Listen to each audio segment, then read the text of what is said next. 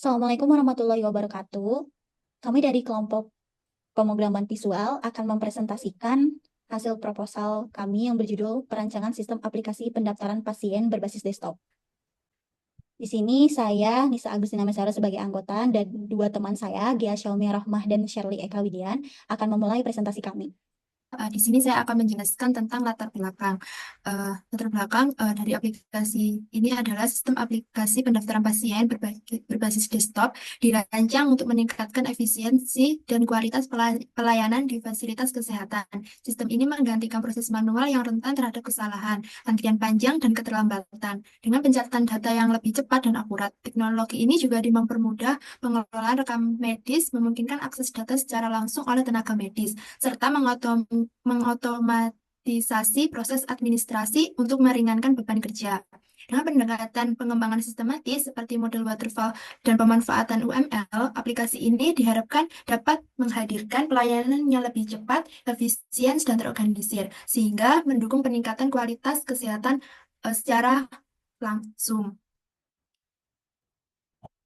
Selanjutnya, saya akan menjelaskan tinjauan pustaka. Yang pertama, definisi pendaftaran pasien. Menurut Devtak DKK 2023, pendaftaran pasien adalah tahap awal dalam pencatatan rekam medis di fasilitas kesehatan seperti rumah sakit, puskesmas, atau klinik. Pada proses ini, data identitas pasien dicatat bersama dengan informasi mengenai tujuan kunjungannya. Selain identitas pribadi, juga diperlukan data tambahan seperti penanggung jawab pasien, informasi asuransi, pekerja, dan data lainnya. Proses pendaftaran mencakup pasien rawat jalan dan rawat inap. Selanjutnya, sistem informasi kesehatan. Menurut Peraturan Pemerintah Republik Indonesia Nomor 46 Tahun 2014, sistem informasi kesehatan adalah seperangkat tatanan yang meliputi data, informasi, indikator prosedur, perangkat, teknologi, dan sumber daya manusia yang saling berkaitan dan dikelola secara terpadu untuk mengarahkan tindakan atau keputusan yang berguna dalam mendukung pembangunan kesehatan.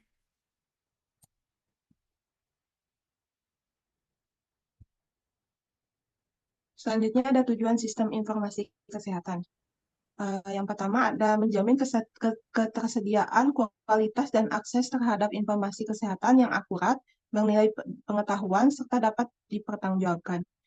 Yang kedua adalah mendorong partisipasi aktif masyarakat termasuk organisasi, profesi dalam mendukung penyelenggaraan sistem informasi kesehatan. Yang ketiga, ada pembangunan sistem informasi kesehatan yang efektif dan efisien dalam mendukung sistem kesehatan nasional dengan memperkuat kerjasama, koordinasi, integritas, dan sinkronisasi untuk memastikan keberlanjutan pembangunan kesehatan. Selanjutnya ada manfaat sistem informasi kesehatan. Manfaat sistem informasi kesehatan sebagai berikut. Yang pertama itu mendukung pengolahan manajemen kesehatan secara sistematis dan terstruktur. Yang kedua, mengidentifikasi masalah dan kebutuhan dalam bidang kesehatan dengan lebih akurat.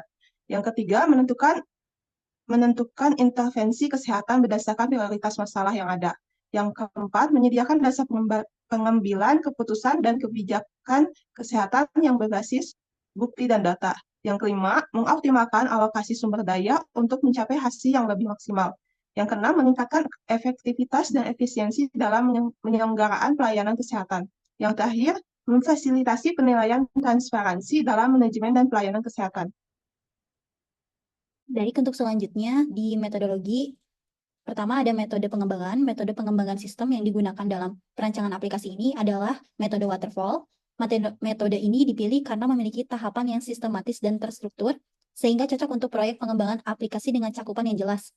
Tahapan-tahapan dalam metode waterfall meliputi analisis kebutuhan, desain sistem, implementasi atau coding, pengujian atau testing, dan pemeliharaan atau maintenance. Yang kedua ada perancangan sistem. Perancangan sistem dilakukan untuk memberikan gambaran teknis mengenai bagaimana aplikasi akan dibangun. Tahapan-tahapan dalam perencanaan sistem meliputi untuk desain proses, perencanaan alur proses aplikasi menggunakan diagram alir flowchart untuk menggambarkan proses pendaftaran pasien, di mana data pasien dimasukkan melalui antarmuka pengguna, proses perhitungan BMI yang melibatkan input berat badan dan tinggi badan, serta proses pencatatan tekanan darah yang mencakup input nilai tekanan darah sistolik dan diastolik. Berikut merupakan gambaran dari flowchart-nya, dimulai dengan start, lalu ada menu utama. Di menu utama ini ada 3, yaitu daftar pasien, hitung BMI, tekanan darah, dan data daftar pasien. Daftar pasien, alurnya adalah input data pasien seperti nama, usia, dan alamat, lalu simpan data sementara, setelah itu tampilkan data. Kemudian ada hitung BMI, yaitu input berat badan dan tinggi badan. Setelah itu tampilkan hasil BMI dengan status underweight, normal, overweight, atau obese. Dan yang ketiga adalah tekanan darah dengan input tekanan darah sistolik dan diastolik, lalu tampilkan kategori tekanan darah, normal, prehipertensi, atau hipertensi. Dan selesai. Next. Untuk selanjutnya, ada desain antarmuka pengguna. Antarmuka pengguna dirancang dengan fokus pada kemudahan penggunaan user-friendly. Aplikasi ini memiliki tampilan utama yang terdiri dari menu untuk pendaftaran pasien, perhitungan BMI, perhitungan tekanan darah, serta data daftar pasien yang tadi diinputkan pada saat pendaftaran. Dan yang terakhir ada spesifikasi teknologi. Aplikasi ini dibangun menggunakan Visual Basic dan sistem berjalan pada platform Windows dengan spesifikasi minimal, prosesor dual core atau lebih tinggi, RAM 2 GB atau lebih, serta hard disk 100 MB. Lalu pada hasil dan pembahasan, ada komponen GUI. Satu, Common Controls, digunakan untuk input data pengguna. Pada aplikasi ini, penggunaannya terletak pada contohnya text box untuk memasukkan teks seperti nama pasien, combo box untuk memilih opsi, contohnya jenis pendaftaran, date time picker untuk memilih tanggal, contohnya digunakan pada tanggal lahir, radio button untuk memilih satu opsi dari beberapa pilihan, contohnya jenis kelamin. Selanjutnya, ada container controls digunakan untuk mengatur tata letak aplikasi. Pada aplikasi ini penggunaannya seperti pada panel sebagai area navigasi untuk menampung komponen lain. Dan ada button dan menu events. Button digunakan untuk eksekusi tindakan dan event handler digunakan untuk memproses klik. Pada aplikasi ini penggunanya terletak pada button digunakan untuk akses seperti simpan, reset, dan navigasi contohnya, dan menu event seperti pada saat tombol diklik. Message box digunakan untuk menampilkan pesan sukses, peringatan, atau error. Pada aplikasi ini, penggunanya terletak pada data berhasil disimpan misalnya, atau harap isi semua data yang diperlukan. Lanjut, Mbak. Selanjutnya ada form. Pada aplikasi ini, penggunanya terletak pada form utama untuk navigasi utama, form pendaftaran pasien untuk input data pasien, form perhitungan BMI untuk input data berat badan dan tinggi badan, form perhitungan tekanan darah untuk input data tekanan darah, dan form data pasien untuk penampilan data pasien. Selanjutnya, ada custom dialog yang digunakan untuk membuat pesan atau input khusus. Pada aplikasi ini, penggunanya terletak pada dialog untuk konfirmasi. Sebagai contoh, apakah Anda yakin ingin menghapus ini? Gitu, seperti itu. Variabel dan konstanta. Variabel adalah menyimpan nilai yang bisa berubah selama aplikasi berjalan. Sedangkan konstanta itu menyimpan nilai tetap. Pada aplikasi ini, salah satu contoh penggunaannya itu yang pertama terletak pada DIM jenis kelamin, IF, RB laki-laki, jaket laki-laki, perempuan, radio button. Dan yang kedua pada DIM tanggal lahir, DTP tanggal lahir, value, date time picker. Selanjutnya, di operator aritmatika. Penggunaan operator untuk perhitungan dalam aplikasi ini penggunaannya terletak pada penjumlahan, pengurangan, perkalian, dan pembagian digunakan untuk di fitur perhitungan BMI. Contohnya pada rumus BMI berat badan dibagi tinggi kali tinggi. Selanjutnya di tipe numeration itu digunakan untuk nilai yang tetap dan mudah dipahami. Pada aplikasi ini penggunaannya terletak pada perhitungan BMI dan perhitungan tekanan darah. Oke, selanjutnya saya akan menjelaskan fiturnya. Yang pertama, fitur aplikasinya itu ada fitur pendaftaran pasien. Nah, fitur ini untuk memungkinkan pengguna memasukkan data pasien baru seperti nama, usia, dan alamat. Data ini ditampilkan langsung di layar tanpa disimpan di database permanen karena sistem dirancang untuk bekerja tanpa basis data. Oke, ini adalah halaman pertama pada aplikasi kita, yaitu yang bernama Medica Entry Registers. Nah, ini untuk mengakses fitur aplikasi pendaftaran pasien, di sini ada button. Nah, di sini ada button pendaftaran pasien, perhitungan BMI, perhitungan tekanan darah, dan data daftar pasien. Di sini telah tertampil form untuk pendaftaran pasien, maka saya akan menginputkan yang pertama. Di sini ada inputan untuk nomor rekam medis. Misal saya kasih contoh 009, lalu untuk nama pasiennya Saya inputkan Sherly Eka. Untuk NIK-nya, saya inputkan data yang salah saja. Untuk tanggal lahirnya, di sini juga ada tanggal lahirnya. Bisa memilih tahun dan tahun, bulan, dan hari itu secara otomatis.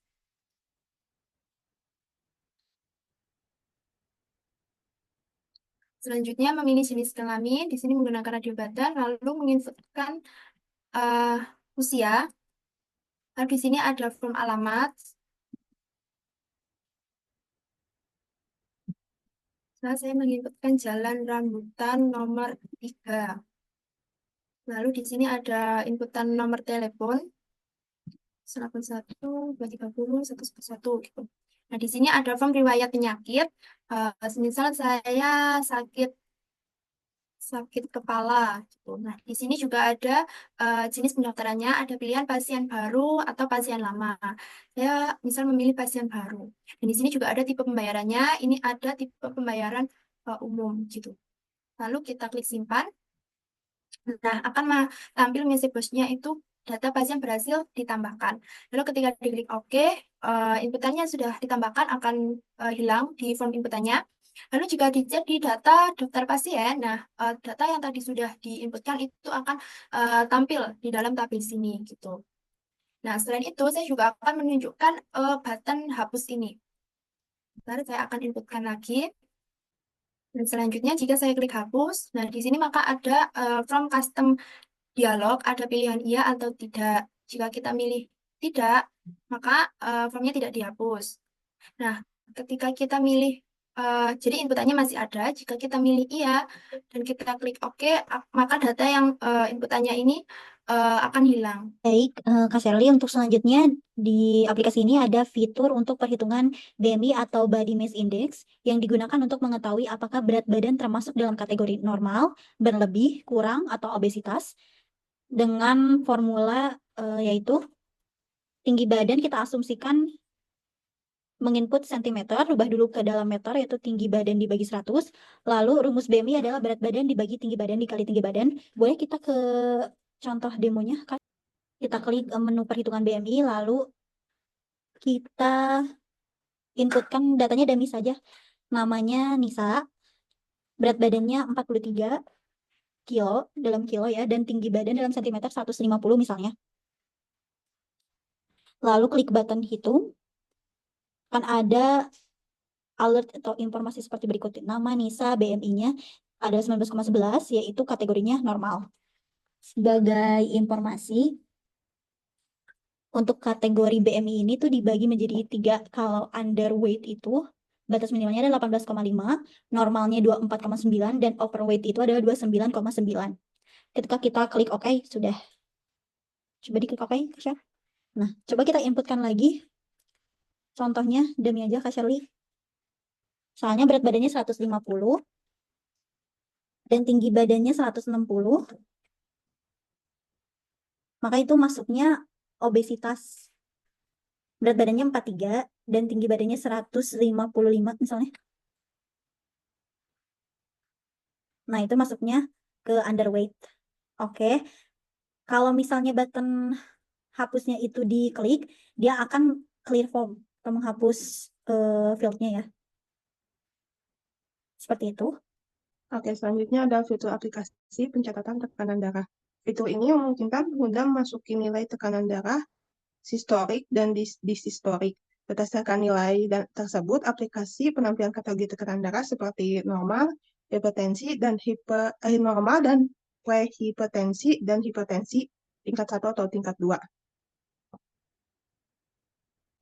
Tekanan darah distributik itu misalnya 90. Tekanan darah dibotik itu misalnya 80. Hitungkan. Nah, muncul kategori tekanan darah normal. Oke, klik OK, Mbak. Nah, selanjutnya misalnya 100. Lalu tekanan darah diastoliknya 90. Nah, nanti ini hitungkan coba. Nah, ini udah masuk ke tekanan darah tinggi gitu. Untuk mencoba tombol hapus, boleh Mbak? Nah, kita tulis 160, add 100 boleh? Ya boleh 100, ya. Terus idenya 70, nah bisa klik hapus, nanti akan hilang sendiri. Nah, pada yang terakhir ini ada kesimpulan, yaitu prospek ke depannya untuk aplikasi pendaftaran pasien ini sangat bagus untuk dikembangkan lagi. Memang sudah banyak aplikasi serupa ya, dan namun tidak ada salahnya untuk kita ikut merampungkan aplikasi ini menjadi aplikasi yang lebih baik lagi, lebih mudah diakses, kaya dengan fitur, bahasan mempunyai nilai jual yang lebih, bahkan bisa mempunyai nilai jual yang lebih. Kami harap aplikasi ini dapat bermanfaat agar selaras dengan tujuan kami. Di sini kelompok pemrogram visual mengucapkan terima kasih karena sudah memperhatikan video ini. Semoga video ini dapat bermanfaat bagi kami khususnya dan umumnya bagi kita semua. Assalamualaikum warahmatullahi wabarakatuh.